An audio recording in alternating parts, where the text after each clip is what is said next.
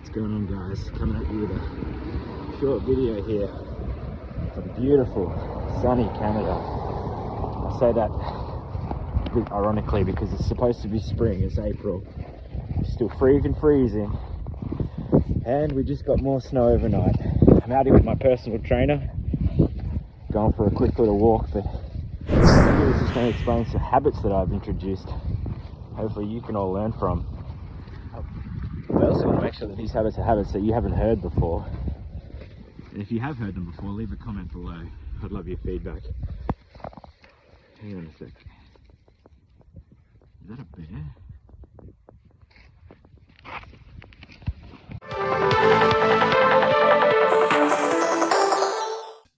Hey, back inside. So the first habit, which is probably not one that you haven't heard, but I definitely think it's a great habit to form regardless of what your goals are. My goals is to be healthy and to sustain the weight loss that I've achieved.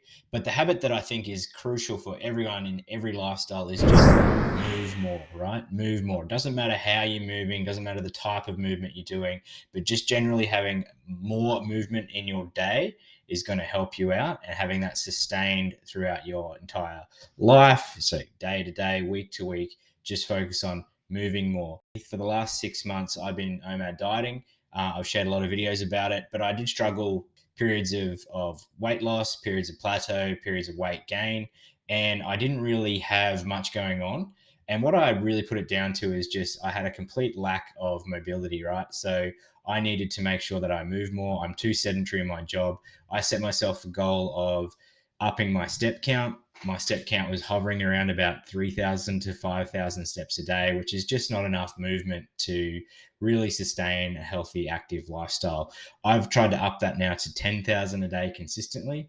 Is not a habit, it's a goal. But then that helps you introduce habits that are going to achieve that goal. So the habits that I introduced were things like going for a walk in the morning, walking my dog every day. I work from home.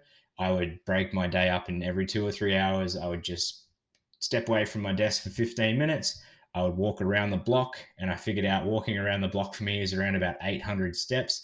If I was to do that 2 or 3 times a day, plus the other steps that I'm doing, I really get close to that $10,000 step goal every day. So habit number one, if you're not already doing it, move more and set yourself a realistic goal that's not going to burn you out. And I think steps is a great goal to set. And I set a goal of 10,000 steps a day. Anyway, you're probably wondering what happened with that bear. It wasn't a bear. That's just a big dog. It's sticking its butt around the corner of a fence up here. So another thing that I've been doing, which is a habit that I've formed, is just getting up a little earlier. So getting up earlier has been a bit of a game changer. It's allowed me to work on getting that movement in. I get up with a purpose. I wake up at about 5:30 a.m, which is only about an hour, maybe an hour and a half earlier than I would typically have been waking up. But it's been a great habit to form. You kind of seize the day, I guess. Get out of bed, I've got a purpose. I'm going to quickly do some chores. Then I'm awake. I jump in the car and I head down to our local gym and I do a workout for an hour. Usually 30 minutes walking on the treadmill and then 30 minutes of weight training. But just forming that habit of waking up an hour and a half earlier, it's been able to take away any excuse that I've got for starting the day, seizing the day, getting these things done. By getting up that hour earlier, I've hit my 5,000 steps, which is half of my daily goal, and it's cost me nothing. Also, getting up earlier every day consistently has helped with my sleeping. I'm getting tighter through the day, which is great. It's a sign that I'm more metabolically active. But also then when the evening comes around, I'm ready to sleep again. I mean, to share, we have a 8-month-old baby at home, 2 other kids under 7. So any parent out there can sympathise that getting consistent sleep for a full night with a baby is a luxury. At the moment, my wife and I aren't experiencing that luxury, and we've got some sleep training to do both with ourselves and our son. But that's okay, this is our third, we've got some experience with that, and it's to be expected. And you can't really begrudge baby for that.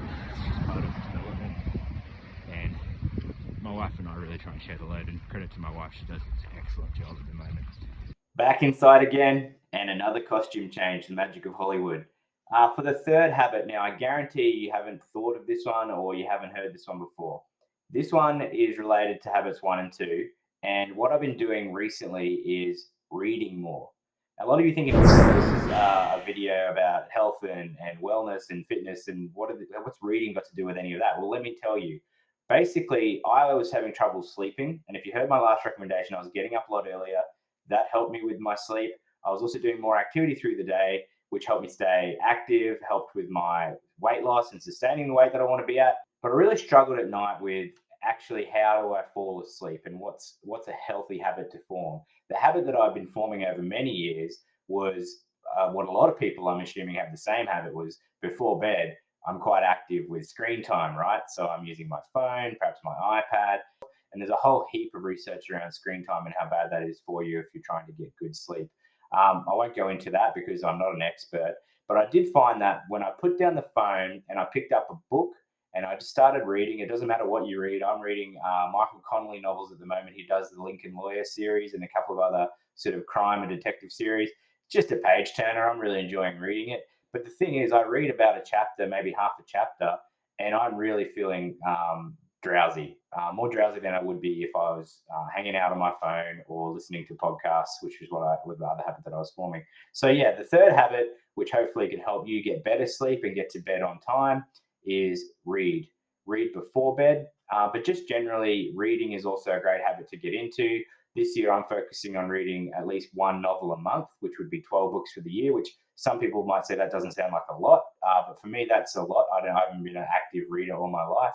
And I read a variety of things. I read nonfiction. I read a lot of things related to my work, so peer-reviewed articles and that sort of thing, as well as sort of, I guess you class it as self-help books about personal finance or around behaviors or leadership.